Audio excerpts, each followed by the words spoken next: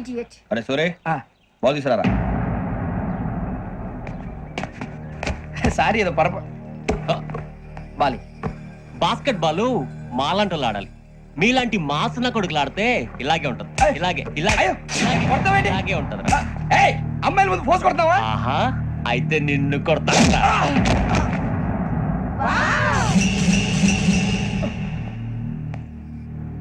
వాడు అమ్మాయిలు ఉన్నారని చూడరా ఎరా రెచ్చిపోతున్నాడు.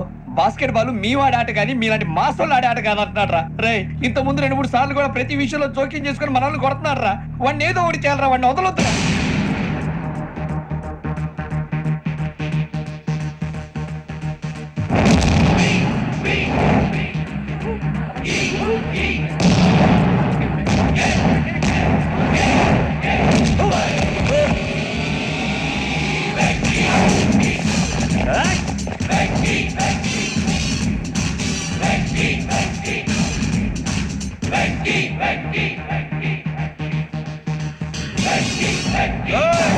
ఆడపిల్లలంటే ఎవరికైనా దెబ్బ తగిలితే అయ్యో అంటారు, మీకేమో ఎవరైనా కొడితే కామెడీ. కొట్టినోళ్ళు మీ దృష్టిలో హీరోలు. ఇప్పుడు నేను పచ్చడి కొడేస్తాను, నేను హీరోని అయిపోతానా? ఏంట్రా రెచ్చిపోతున్నావు? మాకు ఛాన్స్ ఇవ్వా? అసలు వచ్చిందే నీకోసం. మా వాడి బ్యాక్గ్రౌండ్ తెలియక అడమే చేయిస్తావు. ఇప్పుడు నీకు అప్పుడు అయిపోతున్నా రే. వాడి బ్యాక్గ్రౌండ్ సరే, అసలు నీ బ్యాక్గ్రౌండ్ ఏంట్రా? నాకు సెపరేట్ బ్యాక్గ్రౌండ్ అంటూ ఏం లేదురా. నేను ఎక్కడ నిలబెడితే అదే నా గ్రౌండ్. అంత పుడింగువా? తెల్దా?